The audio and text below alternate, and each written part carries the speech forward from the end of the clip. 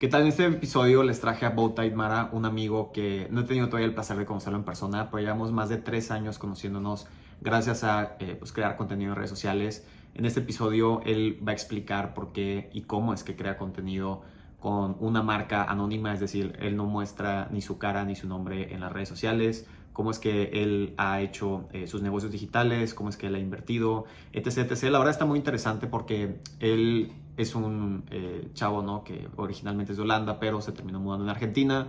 Allá montó sus negocios, luego empezó a meterse en lo digital, empezó a invertir en bienes raíces, empezó a meterse incluso en temas de cripto, etc, etc. Entonces, pues bueno, en este episodio vamos a estar hablando de todos esos temas. Además, vamos a hablar un poco de cómo funciona pues, la economía argentina y pues muchos temas relacionados a también, pues más que todo de negocios digitales, ¿no? Como ya saben, de esto me gusta hacer estos episodios. Así que espero que te guste y bueno, ahorita va a empezar el episodio.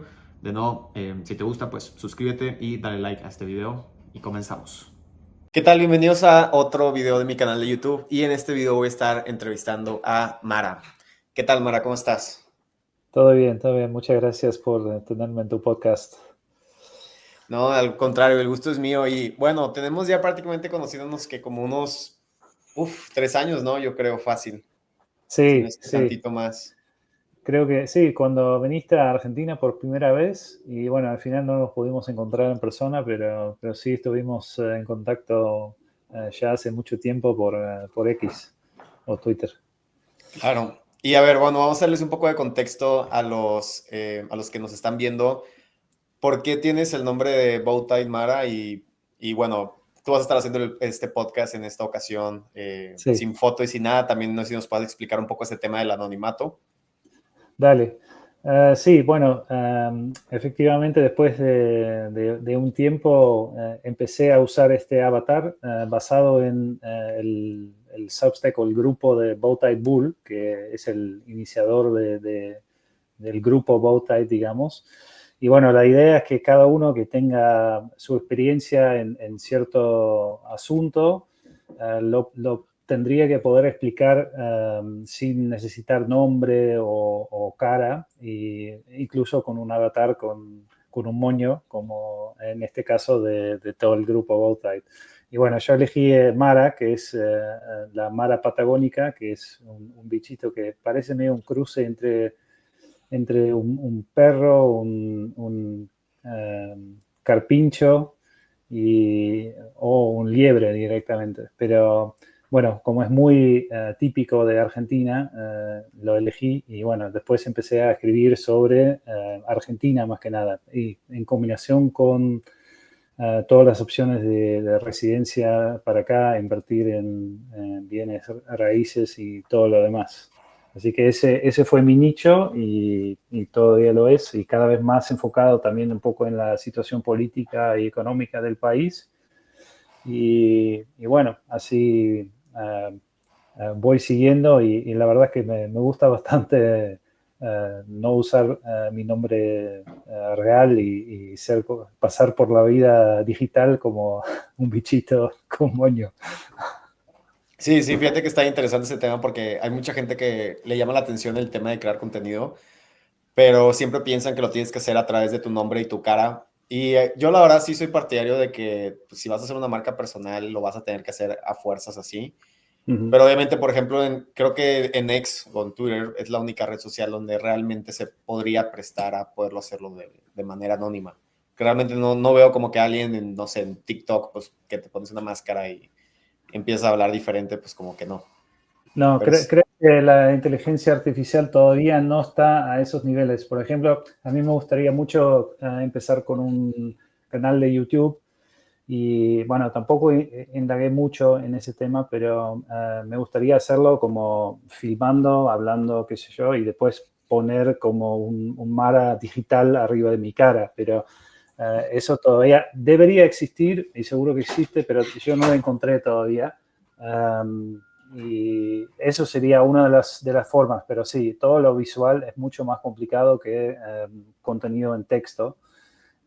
Y también depende un poco al público objetivo, pero me llamó la atención que sobre todo en Twitter tenés mucho acceso a gente realmente muy interesante del mundo tradicional de finanzas que no le ve como un obstáculo hablar con un avatar sin nombre ni apellido.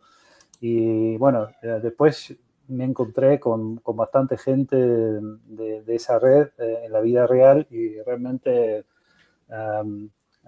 como que fueron contactos que normalmente sin X no tendría. O sea, sería mucho más difícil. Pero creo que eso sí, en otras redes, por ejemplo LinkedIn o Facebook, sería mucho más difícil. La naturaleza de X hace que el contacto sea como menos un umbral en comparación con otras redes. Fíjate que tocaste un tema muy interesante porque, a ver, pues muchos de los que me ven en este canal de YouTube, yo creo que la gran mayoría debe saber que yo creo contenido en TikTok, ¿no? Es mi red principal y Ujú. tengo como 118,000 personas, más o menos, yo creo, que me siguen. Y obviamente he conocido gente pues muy interesante y todo, ¿no? Gracias a TikTok, pero realmente el grueso de las relaciones fuertes y interesantes que he hecho a lo largo de estos años, fíjate que ha sido a través de X, 100%. O Mm. sea, a pesar de que en X tengo poquitos seguidores, tengo 2,300 seguidores, porque realmente, bueno, ninguna red social me he dedicado a crecerla, simplemente pues, creo contenido y pues de repente se da como por añadidura. Pero en Next, por ejemplo, tengo como 2,300 seguidores y esos 2,300 seguidores, mucha gente realmente es gente muy interesante. O sea, gente que tiene negocios, que están viajando, que viven en otros países. Digo, por ejemplo, pues tú eres el claro ejemplo de eso. O sea, yo, para los que no tengan contexto, invité a Mara al podcast porque Mara tiene, digo, y me corriges, ¿verdad? Porque no sé si estoy desactualizado, pero Mara tiene una agencia de marketing Sí. que tiene, la tiene ya desde hace años, ¿no? Está Ujú. corriendo desde Argentina, tiene clientes de manera internacional y adicional a su agencia de marketing, tiene él un blog que es como de, ¿cómo se le podríamos llamar? Como, es que no sé cuál sea el término, fíjate, en español, de offshore. Entonces, Am, y sería como, sí, offshore, acá en Argentina se usa, no sé si en México se usa. Pero bueno, sí, sería como soluciones también de otras residencias, ciudadanías, etcétera, como para ser más resiliente frente a presión de tu gobierno o de tu lugar donde estás viviendo actualmente. ujú, Que mi agencia digital tiene mucha especialización en eso, o sea, la mayoría de los clientes siempre son de ese rubro de ciudadanías, residencias, etcétera, y así como que me empecé a interesar mucho por ese tema y bueno, entonces lo tomo también como parte de la escritura, aunque ya van bastantes meses que no escribo específicamente sobre eso. Pero sí tengo varios artículos explicando por qué es importante pensar en eso y no depender solo de un país en términos de residencia o de pasaportes. ujú. Sí, sí, sí. Y aparte también hace contenido en X y luego también, si no me recuerdo, le mueves a las cripto, ¿verdad? También. O bueno, inviertes más que todo. Sí, no, eso es como más otra estrategia de no depender de ningún estado y realmente poder tener tus fondos a toda hora sin depender de ningún intermediario. Eso lo veo cada vez más importante. Compré también, invertí bastante en real estate acá, pero bueno, la falta de liquidez de esos fondos después es como que te hace pensar y también te ata mucho a un lugar físico. Y lo lindo de todo lo que es cripto es que realmente lo podés llevar con vos a cualquier lado, a donde vayas.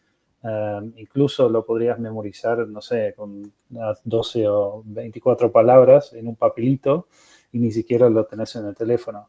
Eso me parece un flash tremendo, o sea que muy poca gente todavía, a pesar de que ya exista hace bastantes años, tiene ese concepto tan claro. Obviamente hay un montón de pump and dumps y un montón de scammers en todo ese mundo, pero bueno, si te quedas como más o menos con lo fijo, que para mí son stablecoins, o sea, reemplazantes de dólares y después Bitcoin, como que no hay mucho riesgo en comparación con meme coins, que se puede hacer como para reírse un poco, pero no es como una estrategia de inversión muy factible, digamos. Sí, sí, sí. Sí, fíjate que ese tema de bienes raíces, como que últimamente lo he visto que le están tirando mucho, mucho hate, como que ya no es lo de antes. Y la verdad a mí me hace sentido porque, bueno, no sé tú qué opinas de esto. Para que te dan un poco de contexto, Mara de hecho no es, él reside ahorita en Argentina, pero bueno, sueño argentino sí es per se, pero vaya, él nació en otro país. Él realmente migró a Argentina, empezó a hacer su vida allá y luego empezó a ver todo este tema de los negocios digitales y así. Y ya fíjate que hay una estadística muy interesante que en todos los países prácticamente ya del mundo, menos los de África quizás, ya está viendo una natalidad negativa. Es decir, ya está viendo menos gente que nace que de la que muere. O sea, está muy, ¿cómo se dice? Por encima apenas ese número. Más bien dicho, en algunos Claro. países y en otros ya está incluso por debajo. Entonces, pues si uno se puede pensar cómo es que realmente se aprecia, ¿no? Un terreno, una propiedad o lo que sea, si pues ya no va a haber gente, ¿no? Sí, eso es otro factor. Y encima, por ejemplo, en Europa y en muchos países en Asia es ya muy pronunciado la inversa, en que realmente el pirámide poblacional va completamente invertido y casi no hay bebés. Y bueno, toda esa gente en algún momento va a alargar sus posesiones y creo que en Japón, por ejemplo, ya hay propiedades que se pueden comprar por muy poco dólares porque simplemente hay una cantidad enorme de propiedades vacías. Y bueno, eso en Latinoamérica como que eso se va a notar más, creo que a partir de 2030 más o menos, y Argentina siempre, hasta hace unos años atrás, estuvo en contra de esa tendencia, pero a partir de 2019 más o menos, justo antes de la pandemia, empezó a declinar mucho la cantidad de la tasa de natalidad y bueno, hoy en día creo que este año, el año pasado fue uno de los peores años en términos de neonatos y realmente es preocupante esa tendencia, pero sí, es muy difícil cómo revertirla, pero bueno, la tendencia está, entonces creo que eso también es otra presión más para que los precios en el futuro de bienes raíces no se van a sostener, salvo obviamente en los centros, en lugares muy deseables. Creo que esos lugares siempre van a tener como suficiente demanda para mantener los precios más o menos a este nivel, pero y capaz que crezcan un poco más porque lo más lujoso creo que va a tener más demanda y como que lo más pobre también. Todo lo que es medio y clase media creo que en el mundo entero va a perder valor porque los extremos se hacen cada vez más extremos, digamos. Y eso no lo veo cambiar en casi ningún país. Sí, sí, tal cual. O sea, digo, y el tema de eso es que, pues sí, o sea, por ejemplo, yo ahorita estoy en San Pedro, ¿no? San Pedro es la mejor zona de México o de las mejores zonas, o la mejor incluso también para algunas personas de Latinoamérica, temas de metros cuadrados y todo ese tipo de cosas. Y pues sí, o sea, obviamente aquí si tú compras una propiedad, pues con madre, ¿no? O sea, pero pues, ¿quién se puede comprar una propiedad aquí? Pues realmente muy, muy poquita gente. Entonces, pues creo que el chiste de las inversiones en bienes raíces es que tú puedas comprar algo que sea muy económico y que pues adquiera valor, ¿no? La famosa plusvalía y todo eso. Y si no va a estar esa plusvalía porque ya es un lugar que está caro o es un lugar que ya no se está desarrollando, pues ¿cuál es el chiste, no? Y creo que esto me lleva a mí a la realización y creo que viene mucho de la escuela de todo ese tema de los bow tie, porque yo también ahí me metí mucho en eso hace unos años, o sea, me refiero a leer el blog y todo eso, que realmente como que lo mejor que puedes tener es un negocio, ¿no? Prácticamente, Ujú. porque, o sea, por ejemplo, el real estate, pues bueno, ya tocamos ahí un poco el tema de las contras, ¿no? De invertir en bienes raíces, que no estamos diciendo que está mal, obviamente, pero pues, como todo tiene sus contras, ¿no? Y luego si tú dices el sistema financiero normal, me refiero a acciones y etc, etc, pues oye, de repente, no sé, Elon Musk puede tuitear algo y valió madre tu acción y perdiste toda tu lana o perdiste un chingo de dinero. O sea, Sí. entonces, o salió a Estados Unidos y cancela TikTok y no sé, o sea, pueden pasar mil cosas que ya han pasado tantos eventos, de hecho, estos últimos 4 años de que pierde millones de dólares las bolsas y así, que pues ya no sabes, por ejemplo, o sea, el tema es si realmente las inversiones, ¿no? En el sistema tradicional sea algo seguro o no. El tema de las criptomonedas, a mí en lo personal, la verdad, no me late tanto, pero por ejemplo, si me dijeras, pues invierte en alguna criptomoneda, pues diría, pues la más fuerte, ¿no? O sea, la más establecida que sería Bitcoin. Pero pues igual, o sea, Bitcoin igual se puede ir de repente que perder, de repente que no y así. Entonces, como que siento yo que ya lo único que te orillan es, o sea, como dicen, ¿no? El cash is king, o sea, el cash flowing business is king. Sí. Literal, si tú tienes un negocio con flujo, creo que es la mejor inversión que puedes hacer, ¿no? Sí, y el flujo también lo podrías tener en bienes raíces, pero el tema es que nunca es pasivo del todo, porque siempre se te rompe algo o tenés que pagar una agencia que hace la gestión, que te saca un porcentaje. Bueno, ahí sí es bastante pasivo. Tengo algunos Airbnb así, y bueno, pago un 20% y el resto de las reservas vienen a mí y se hacen cargo de todo. Entonces, salvo que se rompa algo grande, ahí, bueno, lo tengo que pagar, pero todo lo demás se ocupan ellos. Entonces, en ese sentido, sí, tenés algún cash flow que, por ejemplo, con Bitcoin normalmente no tenés, salvo si querés correr el riesgo de ponerlo en una plataforma centralizada para generar algún 3-4%, pero bueno, el riesgo ahí es que la Enorme. plataforma mañana no existe más y perdiste tu Bitcoin. Entonces, Sí, así me pasó, sí. literal.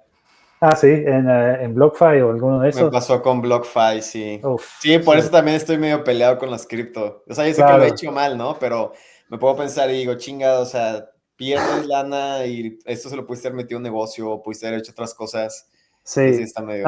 yo creo que como hay que pensarlo tipo de cada 10 años y no lo tocas y lo usás como si fuera a comprar oro, por ejemplo. Y lo dejas en una wallet personal, en ninguna plataforma centralizada. Y bueno, el día de mañana que lo necesites, lo vas a tener ahí. Y bueno, en 10 años es bastante seguro de que va a seguir eso como una fuente de ahorro. Yo no creo que cambie mucho, salvo que pase algún cisne negro que no sabemos todavía, que siempre pueda pasar también. Pero por ahora viene bien ese mindset. Me parece que especular y comprar barato, vender caro, es como muy difícil también el mercado entonces como mejor, bueno, eso lo dejo ahí y no lo pienso más.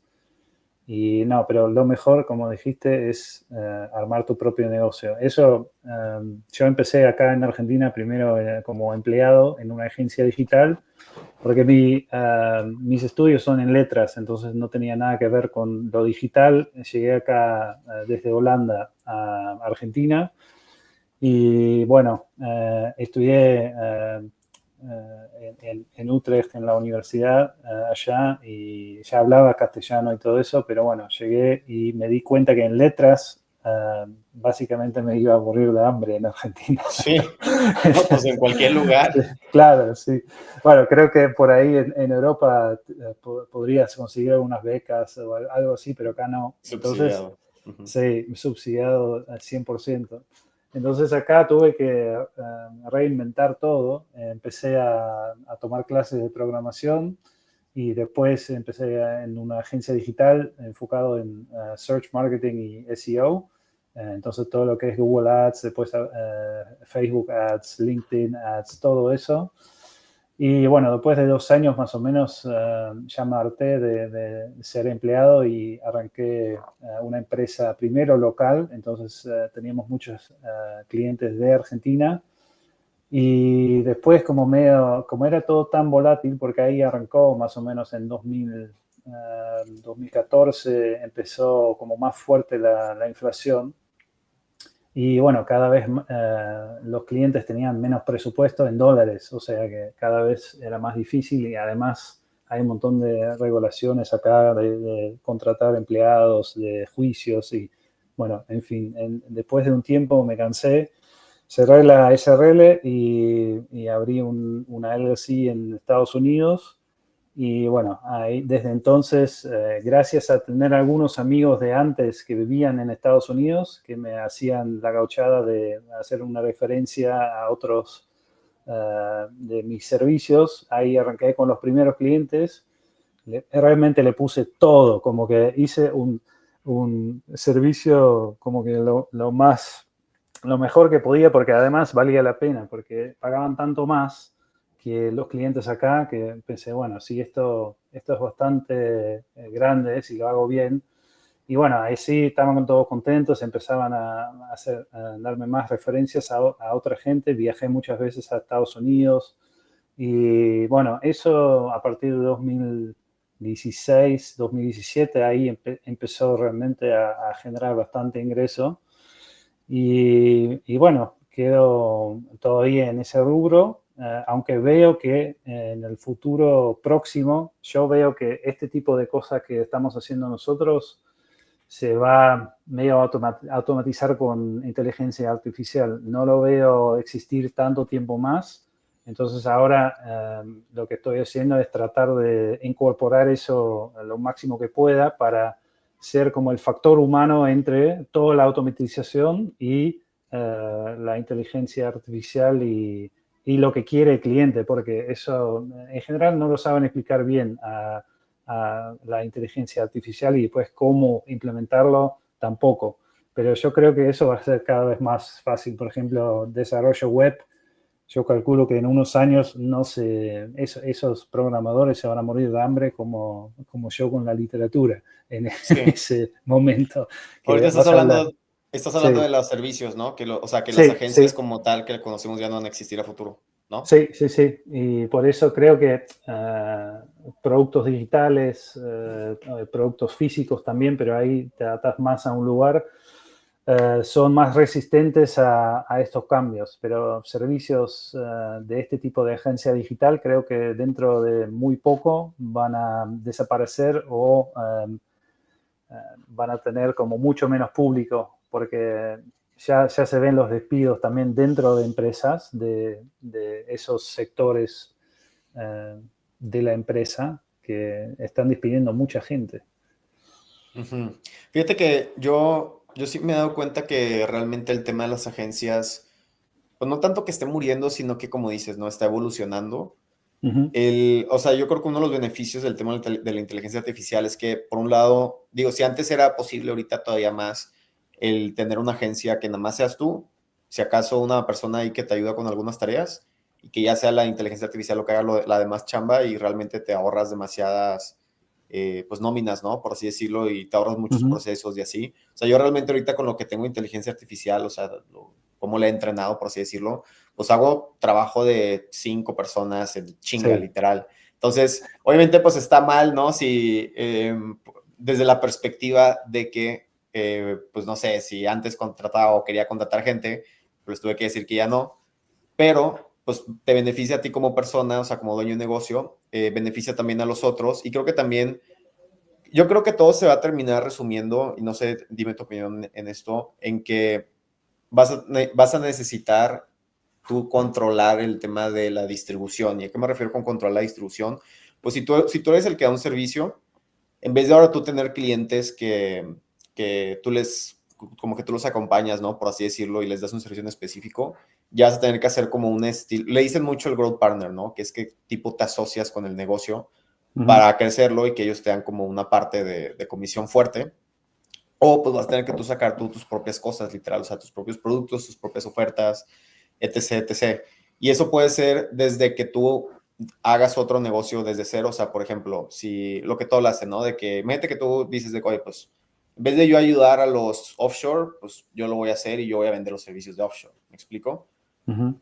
Puede Sí, ser desde eso hasta, pues tú nada más como ofrecer ya como tal paquetes y que sea, pues ya ventas más económicas, ¿no? Por así decirlo, pero también más rápidas para ti de hacer y que ya nada más los clientes como que lo implementen y ya se vuelva más como algo tipo, como coaching, ¿no? Por así decirlo, como consultoría per se. sí, Entonces, está interesante porque, o sea, como dice, ¿no? Se cierra una puerta y se abre otra. Entonces, creo que va a haber o sea, va a haber cada vez más personas en el mundo, ¿no? Con todo este tema de la inteligencia artificial, que sí van a tener que dejar sus trabajos y etc, etc, pero pues, van a tener también la oportunidad de ellos poder hacer sus propios proyectos.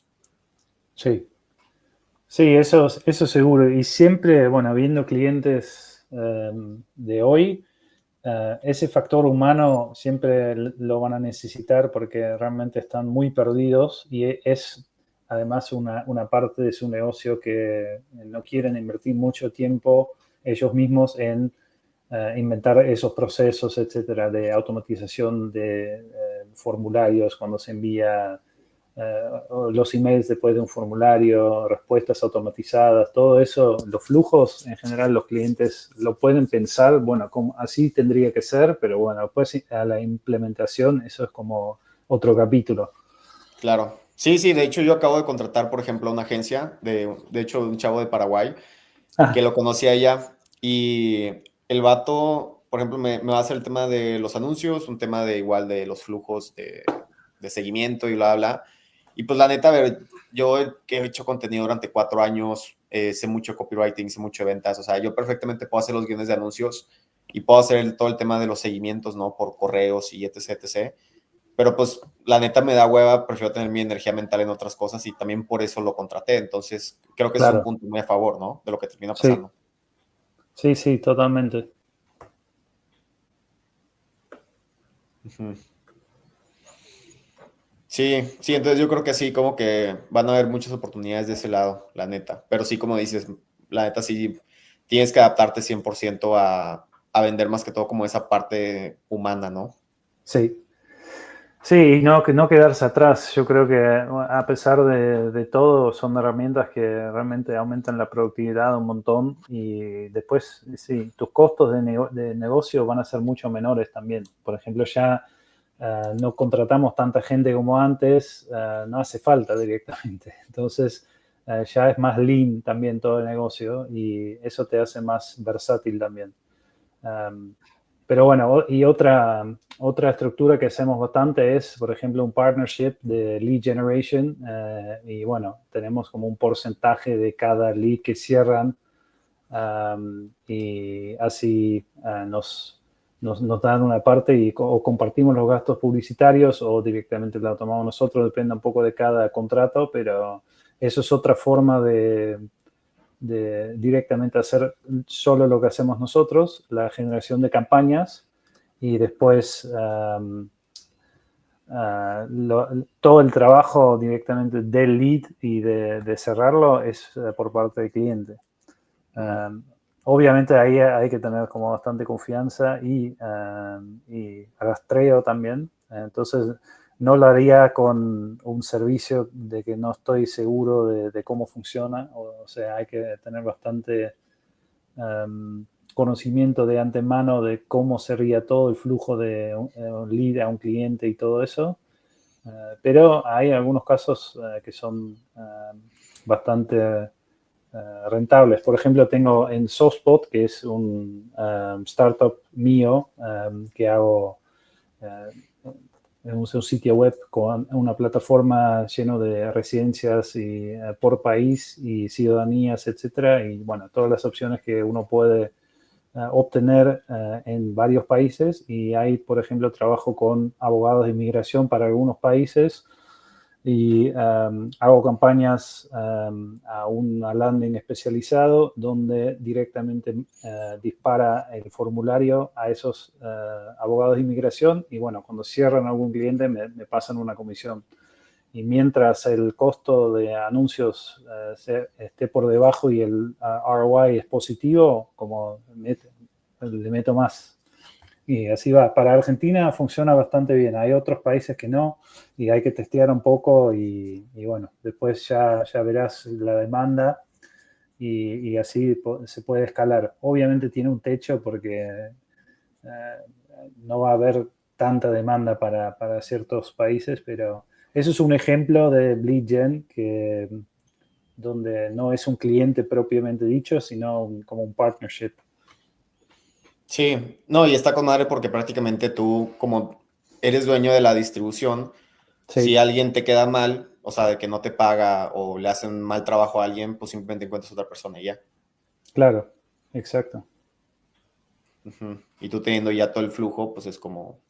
Es lo que siempre le digo a la gente, o sea, bueno, no, lo que le digo a un amigo, estaba platicando con él otra vez y le decía de que realmente, y esto de hecho fíjate que lo aprendí en X, no me acuerdo cómo se llama la cuenta, pero es un güey que habla mucho de startups y todo eso, y Ujú. dice de que distribution is everything, ¿no? La distribución es todo. Y realmente Sí, me doy cuenta que sí, porque si tú tienes la distribución, tienes todo, o sea, tienes el producto, tienes las ventas, tienes todo. Y ya tú le puedes, o sea, tú crees que, por ejemplo, digo, esto ya es más pregunta para el espectador, ¿no? O sea, tú crees que si, por ejemplo, Mara llega con un abogado y le dice, oye, te quiero pasar 10 leads al mes, dame comisión, ¿tú crees que alguien le va a decir que no? Obviamente, pues va a ser como que sí, güey, jalo. O sea, me claro, explico. Igual si a ti y a mí nos dijera alguien, oye, te pasamos 10 clientes al mes para tus agencias, para lo que sea de servicio de consultoría, y nos das una comisión, pues sí, claro. Y ya sí, literalmente lo único que tuviste que hacer es, pues conectar todo ese punto, que bueno, a ver, obviamente crear esa distribución es algo complicado, por ejemplo, ese blog que tú tienes, pues algo que te ha tomado años de trabajo, correr las campañas de lead generation y todo eso tampoco es un trabajo fácil, pero una vez claro, que tú lo tienes, pues prácticamente es un activo intangible, ¿no? Yo creo que sí sería intangible, ¿no? sí. Pero que te deja mucho más que meterle, no sé, 500 dólares a criptomonedas cada mes, ¿verdad? Que sería muy Sí, generoso obvio. para la mayoría de las personas. Sí, no, totalmente. Y tiene más valor también, porque creo que al final todo lo que eh, capaz es un poco marxista en el sentido de que lo que uno haga tiene que generar algún valor para la sociedad. Pero realmente creo que, bueno, si generas servicios o productos de mucho valor que la gente está dispuesta a pagar, creo que eso después vuelve también en términos de ingreso. Y obviamente el precio, eso depende de lo que cada uno esté dispuesto a pagarlo, pero yo creo que el valor de contribuir a algo de valor y no un Ponzi a la sociedad es bastante importante. Como que te genera satisfacción, por lo menos para mí me genera satisfacción saber que, bueno, no estoy haciendo cualquier cosa, sino que, bueno, efectivamente esto genera negocios para mis clientes. Eso como que te genera algo de satisfacción, por lo menos en mi caso. Ujú. Sí, no, y que a final de cuentas eso es lo que siento yo que te empuja mucho, porque obviamente cuando tú empiezas un negocio, ¿no? Lo que quieres es pues, ganar dinero, ¿no? Sino para que empieces el negocio. O sea, nadie Claro. quiere empezar un negocio por caridad, si no empiezas una ONG o algo así. Pero ya después, ¿no? Cuando ya empiezas a ganar más dinero, estás más establecido, etc., etc., pues realmente lo que te mueve es cambiar a la vida de las personas, dar un buen resultado en lo que sea que estés vendiendo. Y creo que ahí es Ujú. donde realmente está la satisfacción y haces un mejor producto, un mejor servicio y también incluso terminas haciendo pues, más dinero por consecuencia, Sí. tal cual. Pues bueno, a ver, vamos a tocar ya en esos últimos minutitos, 10 minutos, Ujú. vamos a darle extras.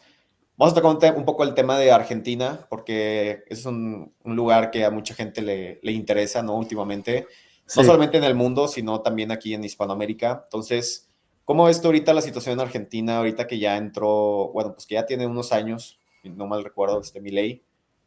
¿Cómo Ujú. está la economía? ¿Cómo es la ciudad en general de Buenos Aires?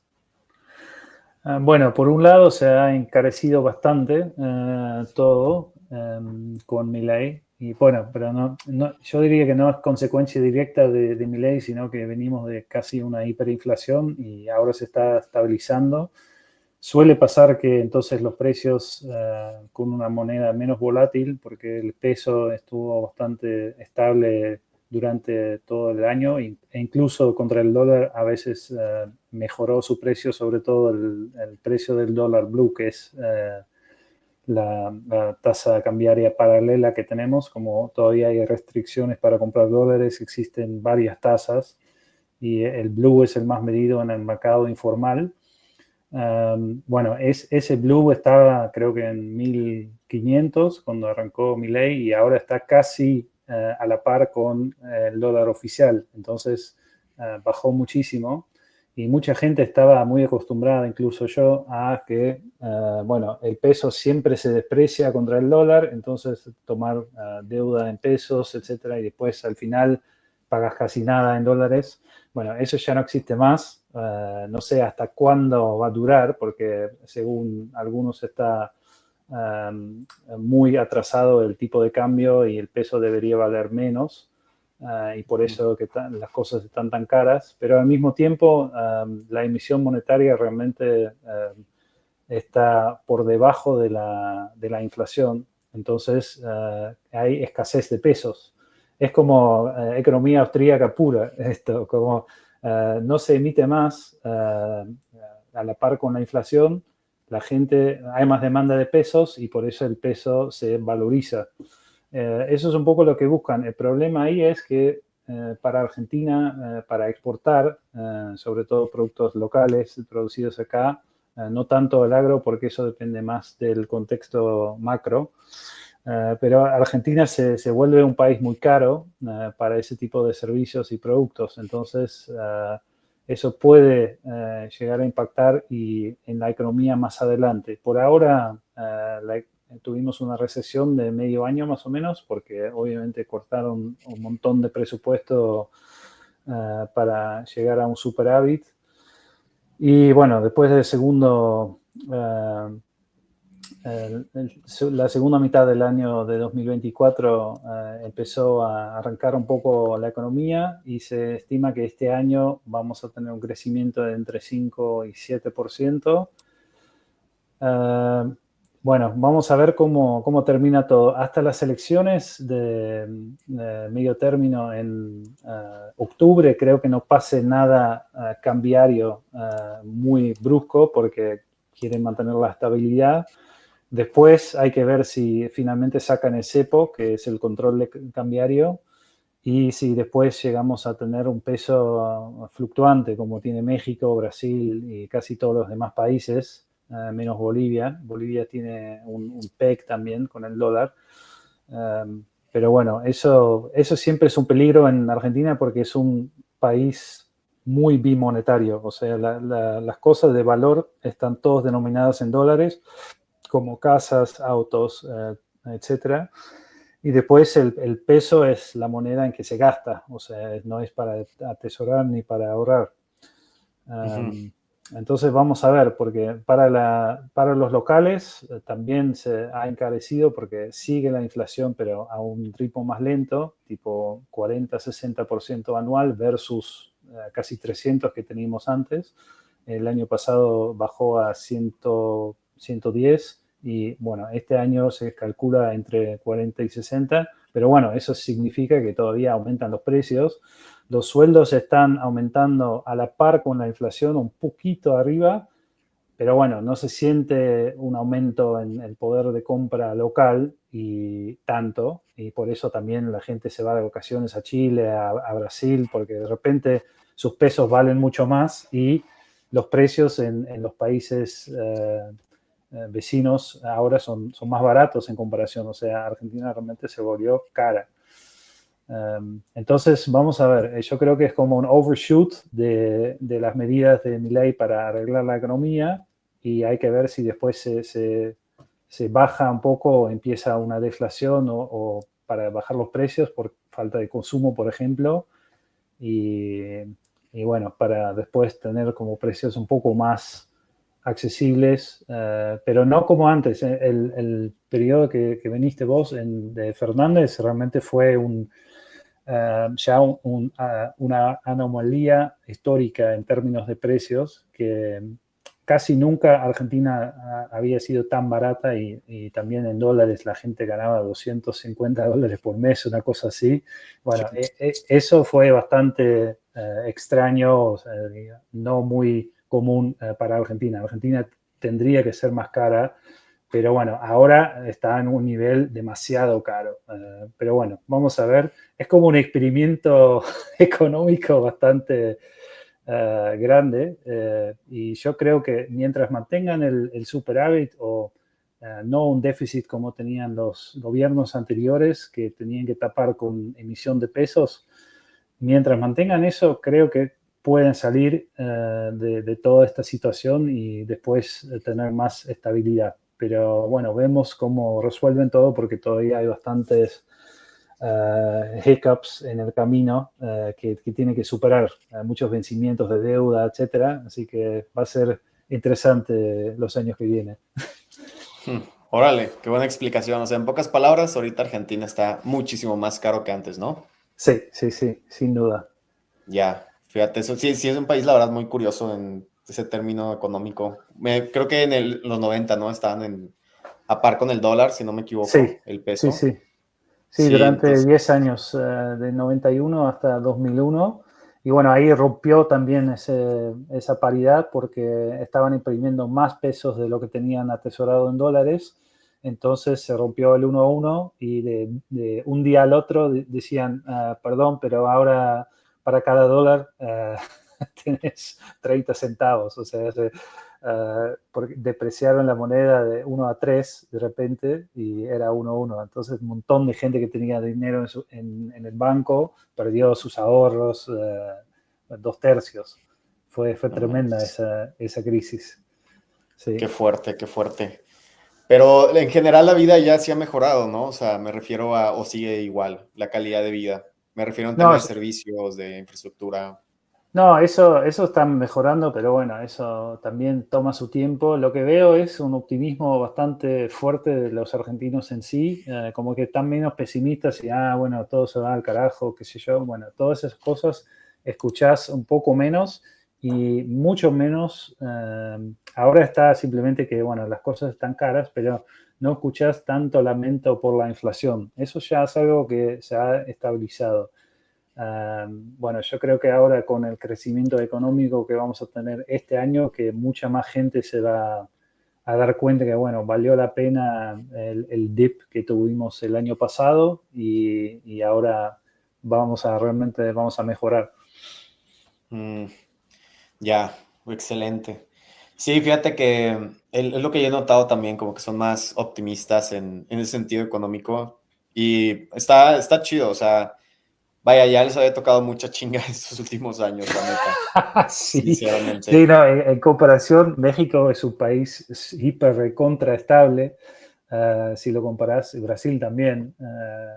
Y realmente Argentina implementó unas cosas muy locas en su economía que todavía se están deshaciendo para que pueda ser un mercado un poco más libre y más abierto.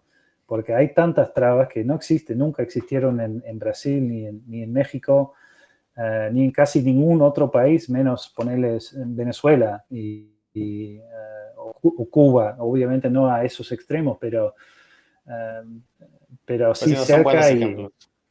sí, sí, fueron en ese camino. Entonces ahora es sacar todas las cosas que no tienen sentido para tener un mercado un poco más abierto al capital, porque espanta capitales ese tipo de comportamiento.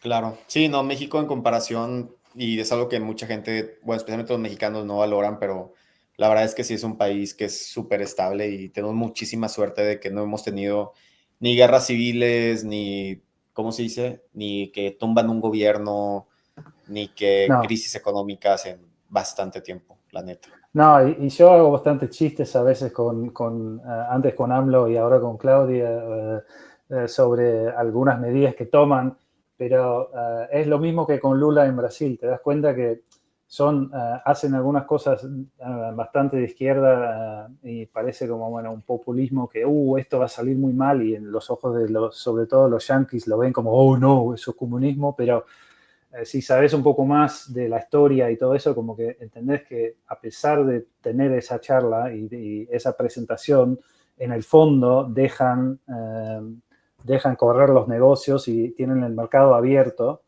eh, y es muy distinto a lo que era Argentina o todavía es en muchos aspectos. Por ejemplo, AMLO nunca se metió tanto con los negocios, las empresas, los dejó hacer sus cosas y lo mismo hace Lula en Brasil. El peligro sería tener algunas limitaciones como muy severas de tipo de cambio, de realmente entrometerse en el Banco Central y empezar a cubrir sus déficits con emisión. Y cuando ya arrancan a hacer eso, ahí es otro tema. Pero creo que tanto en Brasil como en México son entidades bastante separados de todo el programa del gobierno de turno. Sí, sí, de hecho, yo creo que la única izquierda que funciona realmente en Latinoamérica es México y Brasil. O sea, Sí. no tengo yo ninguna duda, porque en Colombia están pa'l perro y Sí, otros sí. lugares como que Bueno, no. también tiene que ver con la población, que obviamente son los dos países que más población tienen, y también una base industrial como que ya simplemente por escala lo necesitan. Entonces eso te da estabilidad también, que Argentina tiene menos habitantes que España y es un país enorme. Entonces como que siempre quieren empezar con la industrialización o fomentarlo más, pero la verdad es que sin exportación es muy difícil llegar a escala acá. Y es como que la serpiente que come su propia cola, que siempre es como dicen acá, vivir con lo nuestro, eso no existe. Si te encerras para el resto del mundo, Argentina tendría que ser como más cercano a Chile en sus políticas económicas. Sería un powerhouse total con un montón de exportación, sin aranceles, sin retenciones ni nada, y boom, exportar y a lo loco. Y bueno, creo que quieren un poco ir en ese camino, pero no pueden sacar todos los impuestos todavía porque tienen que pagar un montón de deuda y de vencimientos, etcétera. Entonces es siempre ese balance de tratar de dejar contentos a los exportadores, más o menos, pero se están quejando ya mucho porque ¿por qué no sacaste los aranceles del día uno, etcétera? Y pagar todo lo que Argentina tiene que pagar. Sí, sí. Oye, a ver, y ya para cerrar este podcast, me gustaría cerrar con esta pregunta. A ver, Mm. ¿a quién le recomendarías ir a Buenos Aires a un rato a trabajar así remotamente? ¿O qué es lo que recomendarías de la ciudad? Y yo le recomendaría estar en un barrio copado, tipo Recoleta, Palermo, o incluso Belgrano, y tener una base fija, ahí como un departamento por unos meses, o si no, primero como 2 semanas y después tratar de conseguir algo por un poco más tiempo. Y después explorar la ciudad, que tiene todo para ofrecer y un montón de restaurantes y lugares copados para ir. Y, y después, sí, desde acá se puede trabajar en la misma zona horaria casi de Estados Unidos, bueno, como en México también. Y hay un montón de beneficios de eso. Por ejemplo, en Europa yo no podría, con la diferencia de horaria, aunque no sea tanta, pero ya para mí es demasiado. Y acá estamos justo en el borde de que todavía es más o menos el mismo horario. Y bueno, viajar desde Buenos Aires a los lugares que quieras conocer, que hay tantos lugares lindos en Argentina por conocer, y Buenos Aires es el hub perfecto para hacer todo eso con los vuelos internos. Ya, ok, entonces, ¿recomendarías esos barrios? La ciudad en sí, ¿para qué perfil de persona crees que sea? ¿Como una persona más que le gusta la farra, que, bueno, la fiesta, para que me Sí, sí, entiendan? sí, sí, sí, si te gusta ¿Es la más fiesta, cultural? es una ciudad perfecta. Creo que fuiste a Montevideo también, ¿no? Y ahí ves la diferencia Sí, entre Buenos Aires y Montevideo en términos de boliches, discotecas, todo eso y cosas para hacer. En Montevideo no hay tanto y en Buenos Aires realmente hay un montón. Y sí, creo que sobre todo para hispanohablantes va a ser muy fácil relacionarse con la población acá. En general suelen ser como no como un poco más reservados que los brasileños, que realmente los brasileños te invitan ya desde el primer hola, te invitan a su casa y a cenar y todo eso. En Argentina por ahí lleva un día más o medio día más, pero en general son muy copados con invitaciones a asados y juntos los domingos. Sí, creo que para hispanohablantes va a ser más fácil que para gente que solo habla inglés, por ejemplo. claro. Bueno, pues muchas gracias por ahí toda la información. Estuvo muy interesante el podcast. Fueron temas avanzados que la verdad es que sí desconocía mucho el tema de la economía, pero estuvo genial. Pues muchas gracias por venir y pues no sé si tengas algo más que decirles a la gente o dónde te puedan encontrar o Bueno, alguno de tus negocios. en X me pueden encontrar en @bowtiedmara, y lo mismo para mi blog, que es bowtiedmara.io. Y bueno, si tienen alguna pregunta o consulta, hago consultoría privada también en bowtiedmara.com, y ahí está todo el sistema para agendar una charla si lo quieren hacer. Ok, perfecto. Bueno, pues muchas gracias y nos vemos en el siguiente video.